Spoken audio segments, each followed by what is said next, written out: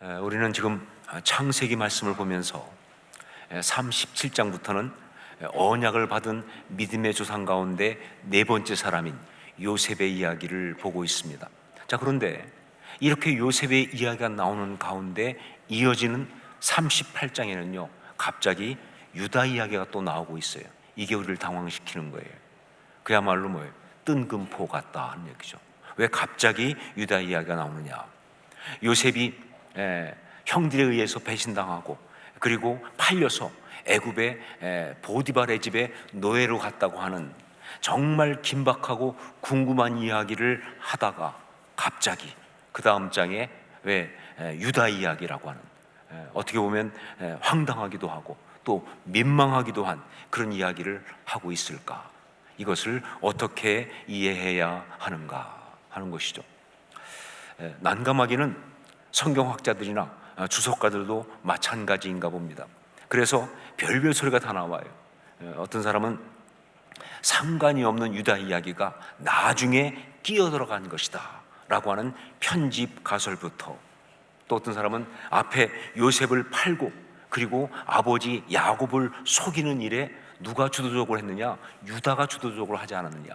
바로 그 유다, 그가 한 나쁜 짓에 대한 하나님의 어떤 공의, 그걸 보여주는 그런 것이다 라고 하는 인과응보적인 해석까지 여러 가지 이야기들을 하고 있습니다. 자, 그런데 제가 볼 때 그 모든 이야기들은 다 쓸데없는 것들이다.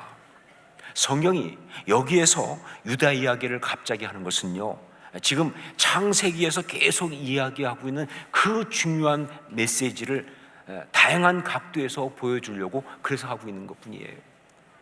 그 메시지를 더 풍부하고 더 확실하게 알 수 있도록 그런 식으로 다양한 각도에서 이야기하고 있는 그런 것이다. 그렇다면 그 메시지가 무엇인가?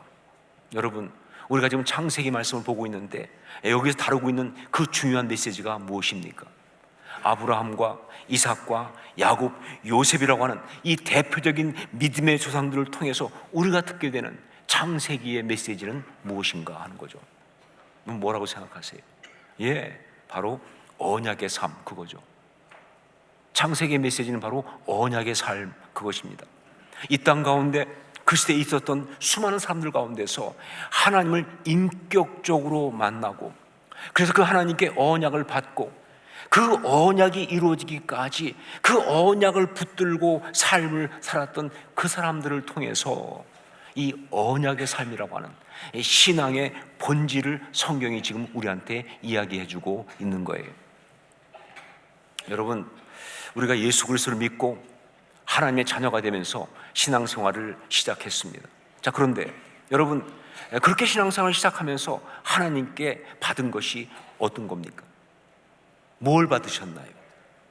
그렇게 신앙생활을 시작하면서 뭐 어떤 보증금이나 혹은 포상금이나 혹은 증명서나 뭐 자격증 이런 거 받았습니까? 세상과 전혀 다른 이 좁은 길을 가겠다고 하는 그 힘든 선택을 했을 때 그때 하나님이 우리에게 주신 것이 뭐예요? 무엇을 받고 이런 결단을 하고 시작했습니까? 그렇죠. 우리가 받은 건 딱 한 가지밖에 없습니다. 약속을 받았습니다. 약속을. 구원의 약속, 영생의 약속, 천국의 약속, 그 약속을 받은 거예요. 그것도 무슨 증명서라든가 공증된 어떤 그런 서류가 아니라 말씀으로 주어진 거예요. 언약입니다. 언약. 그 언약을 받은 거예요. 신앙이란 바로 그런 것입니다. 신앙이란 언약을 받고 그 언약이 이루어지기까지 그 언약의 삶을 살아가는 것, 이게 신앙이에요. 다시 말합니다. 신앙은 뭐냐? 언약을 받고 그 언약이 이루어지기까지 그 언약의 삶을 살아가는 것, 이게 신앙이다 하는 거예요. 창세기가 일관되게 말하고 있는 것도 바로 그겁니다. 그리고 오늘 말씀, 이 엉뚱해 보이고 또 정말 심지어 뜬금없어 보이는 이 이야기도요, 바로 다른 에피소드를 가지고 그 이야기를 하고 있는 거예요. 자, 이렇게 확실하게 주장할 수 있는 것은요, 창세기 38장 말씀이 어떤 내용이냐? 바로 유다 지파의 대가 이어져가는 그런 이야기이기 때문에 그렇습니다. 아브라함의 이야기 때부터 분명하게 나오지만 이 언약의 삶의 아주 중요한 요소가 뭐냐? 바로 대를 이어가는 거예요.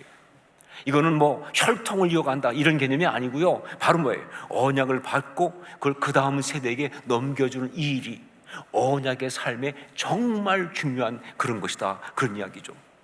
더군다나 여기 유다의 대를 이어가는 이것은요, 아브라함에게 약속하신 그 너는 복이 될지라. 우리한테 익숙한 건 뭐예요? 복의 근원이죠, 그렇죠? 그 복의 근원이 결국 궁극적으로 누굴 말합니까? 복의 근원 강림하사 메시아 아닙니까? 예수 그리스도 아니에요. 그런데 여러분, 그 메시아가, 예수 그리스도가 어느 지파에서 나오셨나요? 유다 지파 아닙니까? 그러다 보니까 이건 직접적으로 언약의 성취와 연결되어 있는 바로 그런 이야기죠. 자, 그런데 오늘 말씀 보니까 유다 지파의 대가 끊어질 위기가 왔다 하는 것입니다. 이건 언약의 위기예요. 언약이 성취되는 것에 대한 심각한 위협이고 장애가 지금 일어나는 것입니다. 자, 그런 어려움을 언약의 삶을 살아가는 사람, 즉 신앙의 사람들이 어떻게 이겼느냐, 바로 그 이야기를 창세기 38장이 아주 독특한 관점과 그리고 아주 신선한 소재를 가지고 그렇게 실감나게 보여주고 있는 것입니다. 자, 그것을 이제 함께 보려고 하는 것이죠. 자, 이것을 위해서 우리가 먼저 볼 것, 여러분, 이 창세기 38장 이야기의 주인공이 누굽니까? 누구라고 생각하세요? 창세기 38장 이 이야기의 주인공이 누굽니까? 유다인가요? 유다는 사실 한 게 없습니다. 만약 이 창세기 38장 이 이야기의 주인공을 유다로 우리가 생각한다면요, 그 유다에게서 받을 수 있는 메시지는 결국 한 가지밖에 없죠. 뭐예요? 창녀를 조심해라. 이거밖에 뭐 없어요. 유다는 대를 이어가는 그 치열한 사명을 감당하는 데 대해서 한 게 없어요. 자, 주인공이 누굽니까? 그렇다면 다말이죠. 다말입니다. 어떤 면에서 볼 때는 정말 기구하기도 하고 또 황당할 만큼 발칙하기도 한 그런 여인이지만, 여러분, 마태복음에 나오는 예수 그리스도의 족보에 나오는 5명의 여인 가운데 가장 첫 번째 누가 나옵니까? 다말이 나온다니까요. 가장 첫 번째 나오는 그런 여인인 것처럼 이 다말은 언약의 성취에 있어서 정말 중요한 역할을 한 그런 사람이에요. 그 사람이 이 38장의 주인공이죠. 자, 그러니까 결국 오늘 말씀은 뭐냐? 다말 신앙 이야기입니다. 다말 신앙. 다말 신앙? 그런 게 있느냐? 없습니다. 왜냐하면 제가 만든 거니까요. 신학적으로 나오는 게 아니에요. 자, 그렇지만 언약의 삶을 살아가는 신앙인의 모습 가운데 우리에게 있어야 하는 아주 중요한 그 모습을 다말이 삶으로 보여준 것이기 때문에, 그래서 다말 신앙이다라고 그렇게 명명할 수가 있는 거예요. 자, 그러면 그 다말 신앙, 그것은 무엇인가? 이것을 알기 위해서 먼저 보아야 될 것은 다말이라고 하는 그 이름의 뜻입니다. 다말, 그 뜻이 뭡니까? 다말은요, 바로 종려나무란 뜻이에요. 종려나무. 자, 그런데 성경에서 이 종려나무가 굉장히 의미심장합니다. 왜냐하면요, 정말 열매를 아주 많이 맺는 나무로 유명하기 때문에. 열매를 굉장히 많이 맺는 나무로 유명하다. 어떤 열매냐면 우리가 대추야자라고 알고 있는, 영어로는 데이츠죠. 그 아주 달고 귀한 열매를 풍성하게 그렇게 맺는 그 나무가 바로 다마르, 성경식 표현으로 다말입니다. 지금 그림에 나와 있는 저거는요, 그건 일부밖에 안 보여준 것도 훨씬 더 많이 맺습니다. 제가 성주순례 가서 제일 놀래고 심지어 감동한 것이 바로 저 종려나무예요. 정말 그 땅은요, 굉장히 척박한 땅입니다. 광야예요. 사막이에요. 물이 없어요. 그래서 나무가 자라는 것 자체가 힘들 정도로 그런 곳인데, 거기에 나무가 자랄 뿐만 아니라 저렇게 엄청난 열매를 맺으니까, 그래서 정말 놀라울 정도가 아니라 감동스러울 정도의, 그게 바로 다말이에요. 그러다 보니까 이스라엘에서는요, 여자 이름으로 가장 선호하는 이름이 다말입니다. 많이 써요, 다말이라는 이름. 왜냐하면 다산을 의미하니까 그렇겠죠. 결국 뭐예요? 다말 신앙, 이건 뭐냐? 열매를 많이 맺는 생명력의 신앙이다. 다말 신앙은 바로 생명력의 신앙이다. 그냥 자기 혼자 화려하게 피었다가 지는 그런 꽃이 아니에요. 아무리 아름답고 화려해도요, 꽃은 허무하지 않습니까? 자기 혼자 그냥 화려하게 폈다고 사라지는 그런 꽃이 아니라 그 척박한 땅에서 엄청나게 뜨겁고 메마른 역경을 견디면서 상상할 수 없이 많은 열매를 맺고야 마는 바로 생명력의 신앙, 그게 바로 다말 신앙이다. 여러분, 신앙은 그래야 신앙입니다. 신앙은 생명력이에요. 신앙은 열매를 맺어야 신앙입니다. 아무리 대단하게 멋있어도요, 열매가 없으면 그 신앙 아니죠. 그래서 다말 신앙은 진짜 신앙이다 하는 거예요. 진짜 신앙이다. 그러면 구체적으로 다말 신앙은 어떤 신앙이냐? 우선 첫째로 포기하지 않는 신앙입니다. 포기하지 않는 신앙.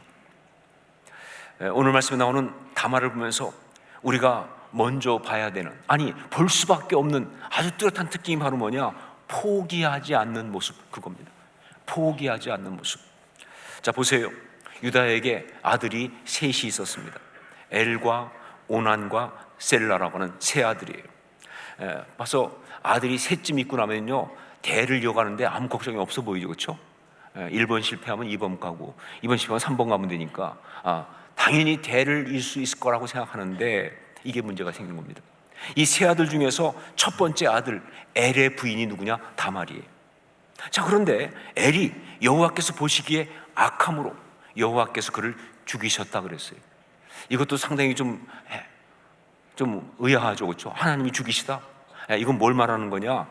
인간이 어떻게 할 수 없는 그런 것으로 엘이 죽었다는 뜻입니다. 그게 하나님이 죽이셨다는 그런 표현의 의미죠. 자, 그런데 문제는 뭐냐? 엘이 자녀를 남기지 않고 죽었다는 거예요. 즉 대가 끊어지게 되었다는 거예요.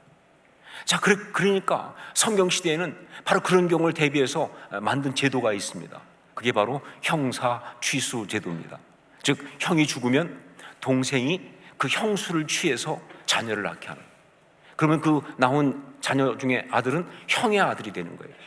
이게 바로 형사 취수 제도입니다. 자, 그것에 의해서 둘째인 오난이 이제 형수인 다말에게 들어갑니다. 동침을 하게 되는데, 그런데 오난이 이걸 거부해요. 그래서 동침은 하지만 성경 표현대로 땅에다가 설정을 했다 그랬어요. 임신을 안 시키는 거예요. 왜 그랬느냐? 아이가 태어나도 자기 아이가 아니니까, 죽은 형의 아이니까 아주 지독히 이기적이죠. 내 아이도 아닌데 뭘. 거기에다가 그의 삶에 주어진 그 중요한 사명을 거부하는 거예요. 대를 이어가야 한다는 그 언약의 삶의 중요한 사명을 거부한 거예요. 그러다 보니까 오난 역시 엘처럼 여호와께서 보시기에 악함으로 여호와께서 그를 죽이셨습니다. 자, 여기서 우리가 알 수 있는 것, 그렇죠, 엘도 그렇고 오난도 그렇고 그들이 죽을 수밖에 없었던 그 악함이 바로 뭐였느냐?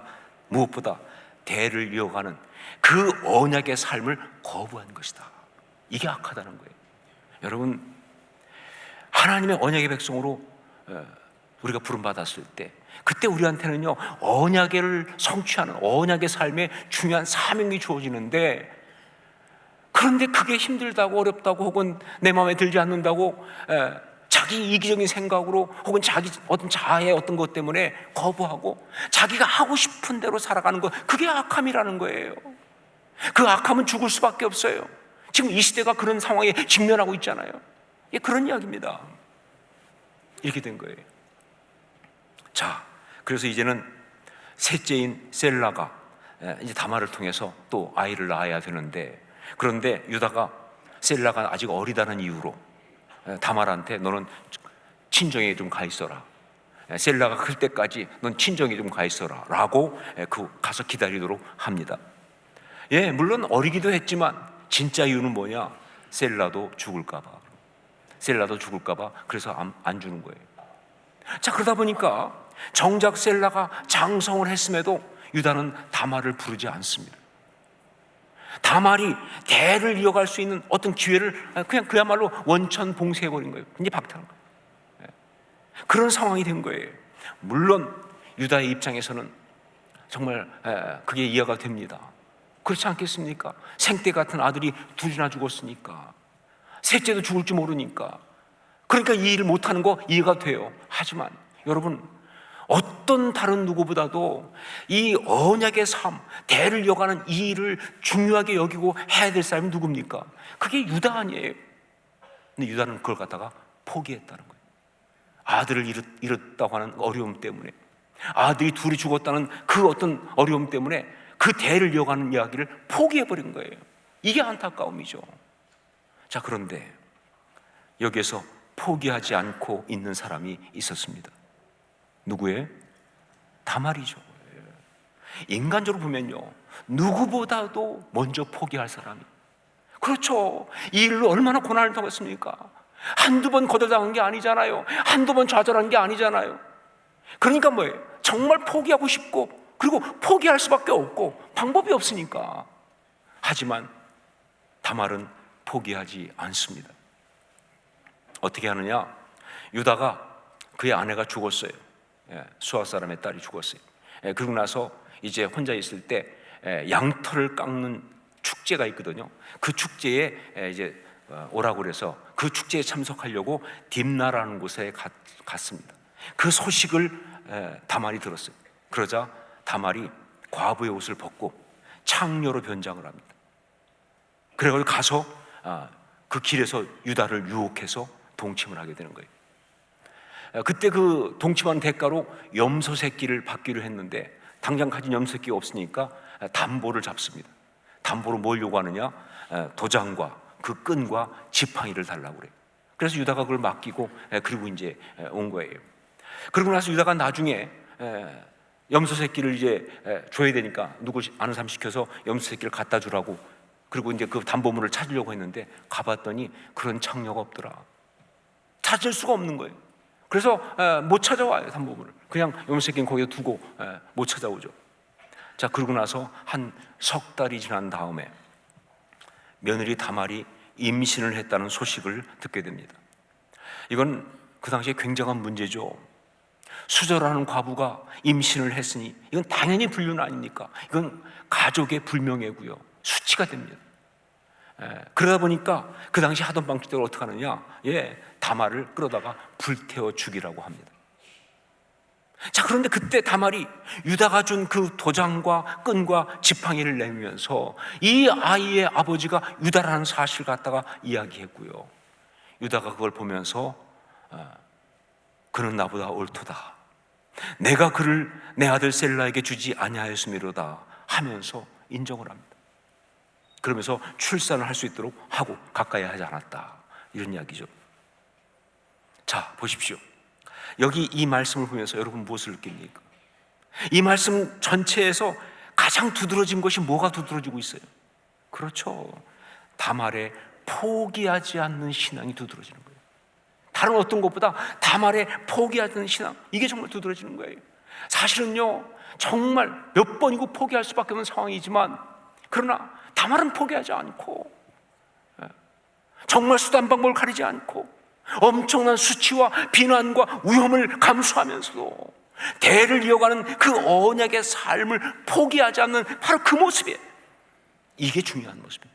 이것에 대해서 성경은요, 그 유다의 입을 통해서 이렇게 말합니다. 그가 옳다라고. 그가 옳다, 그가 나보다 옳다 인정하고 있는 거예요. 여러분, 다말 신앙은요, 포기하지 않는 신앙입니다. 진짜 신앙은 포기하지 않는 신앙, 그것입니다. 그게 기도든, 그게 예배든, 그게 사역이든, 아니 삶을 살아가는 생존이든, 하나님이 주신 그 언약을 이루기 위한 그 사명이라고 한다면, 언약이 이루어질 때까지 포기하지 않는 것, 이게 바로 진짜 믿음이에요. 이게 바로 십자가 신앙인 것입니다. 우리에게 주어지지 않은 신앙적 권리가 있다면 포기라는 권리입니다. 포기는 우리의 권리가 아니에요. 포기하지 않는 신앙, 이것이 바로 진짜 신앙이다. 두 번째, 또 하나는 뭐냐? 돌파하는 신앙입니다. 돌파하는 신앙. 자, 다말이 그렇게 임신을 하고 아이를 낳게 되는데 쌍둥이였습니다. 자, 그런데 출산하는 과정에서 한 아이 손이 먼저 나온 거예요. 그러다 보니까 산파가 그 아이가 장자라는 의미로 손에다가 홍색지를 묶었습니다. 그랬는데 그 손이 다시 쑥 들어갔어요. 그리고는 다른 아이가 터트리면서 나왔다. 터트리면서 나와버렸어요. 그래서 그 아우의 이름을 갖다가 이 베레스, 터짐, 해치고 나옴이라고 지었고요. 그리고 홍색실을 묶은 형의 이름을 갖다가 세라, 빛이 비춤, 밝아짐이라고 지었다 했습니다. 자, 여러분, 이 두 아들 중에서 유다 지파의 대를 이어간 것은 누굽니까? 여러분, 이 두 아들 중에서 유다 지파의 대를 이어간 건 누구예요? 예, 베레스였어요. 둘째인 베레스였습니다. 야곱처럼 둘째가 언약의 대를 이어가게 된 거예요. 성경에 그런 게 참 많이 나오죠. 성경은 아주 많은 경우 둘째가 더 하나님 앞에서 이렇게 중요한 역할을 합니다. 저는 개인적으로 정말 좋아하죠, 그걸. 왜냐면 제가 둘째니까. 보통 은혜가 되는 게 아니에요. 베레스가 유다의 대를 이어갑니다. 그래서 이 베레스라는 이름에 의미가 있어요. 솔직히 세라라는 이름은요, 홍색실을 묶고 난리 쳤지만 그건 별 의미가 없고요, 이름의 뜻도 그것과 상관이 없어요. 그러니까 아까 혹시 여러분 적으면서 세라하고 막 열심히 적었던 사람은 지워도 괜찮습니다. 하지만 베레스는 달라요. 언약의 대를 이어간 아들일 뿐만 아니라 그 출산 당시 그는 터트리고 나온 아이예요. 그래서 이름이 베레스인 거예요. 이게 무슨 뜻이냐? 여러분, 첫 번째 아이가 손이 먼저 나왔다가 다시 들어갔다 그랬죠, 그렇죠? 이게 무슨 뜻인 줄 아세요? 난산이라는 뜻입니다. 아이는 머리가 먼저 나와야죠. 손이 먼저 나오면 안 됩니다. 그게 다시 들어갔다는 얘기는 아이를 출산을 못하고 있는 거예요. 이렇게 되면요, 출산은 불가능하고 둘 다 죽을 수밖에 없는, 사람 모두 죽을 수밖에 없는. 그런데 그 상황에서 산파도 깜짝 놀랄 일이 벌어진 거예요. 뭐냐면요, 다른 아이가 어머니의 회음부를 터치면서, 어머니의 회음부가 터지면서 다른 아이가 나온 거예요. 어떻게 이럴 수 있느냐. 그래서 둘 다 살아난 거예요. 그게 베레스입니다. 베레스라는 이름은 정말 의미가 있어요. 그래서요, 이건 다말 신앙의 아주 중요한 특징을 말해주고 있는 거예요. 무슨 뜻이냐? 예, 바로 돌파하는 신앙이라는 거죠. 장애가 있고 어려움이 있고 정말 힘들고 불가능해 보이고 좌절할 수밖에 없는 상황이지만 그걸 돌파하는 베레스, 그걸 찍고 나오는 거예요.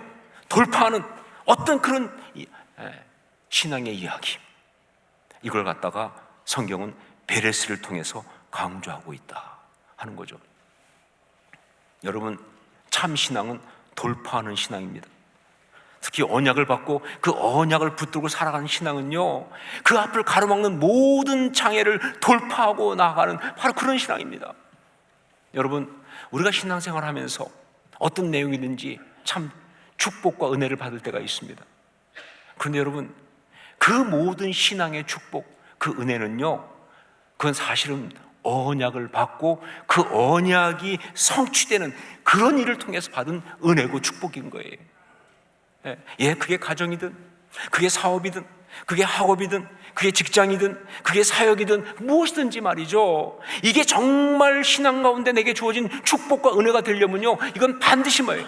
언약으로 주어지고 그리고 그 언약이 성취되는 과정을 통해서 그게 축복이 돼야 돼요. 아니면 그 축복 아닙니다.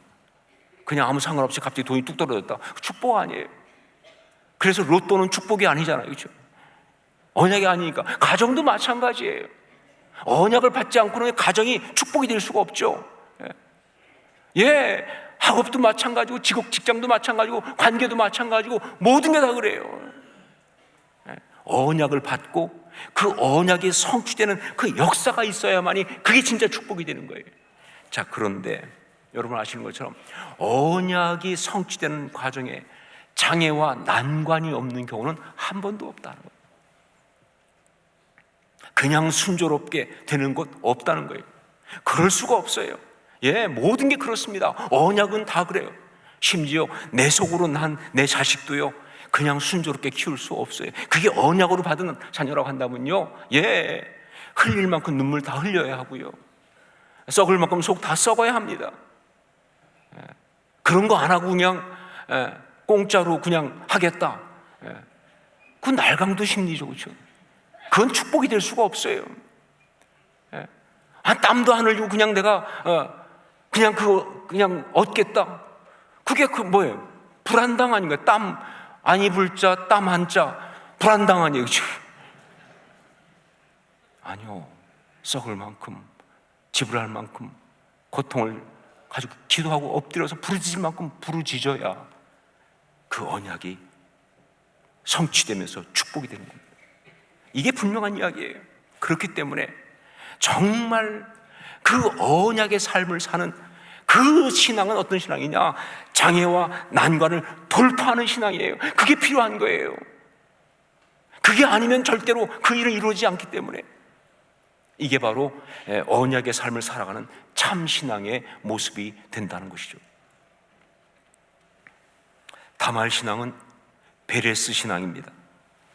다말이 믿음의 대를 이어가는 그 언약의 성취를 이루는 과정에서 베레스, 터뜨리고 해치고 나오는 돌파하는 역사가 있었으니까 말이죠. 그 신앙이 베레스 신앙.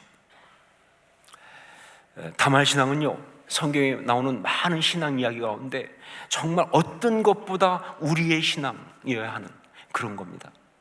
우리가 언약의 삶을 살아간다고 한다면 가장 우리에게 중요한 것은 바로 다말 신앙이에요. 특별히 지금 여러 가지 어떤 영적인 난관 가운데 있는 사람, 어려움 가운데 있는 분들, 어떤 그런 장애를 봉착한 분들, 언약의 삶의 위기 가운데 있는 사람이 있다고 한다면 답은 하나밖에 없습니다. 다말 신앙밖에 없어요. 다말 신앙으로 포기하지 않고 돌파하는 신앙으로 그 모든 것을 이기고 승리할 수 있기를 주의 이름으로 축원합니다. 기도하겠습니다.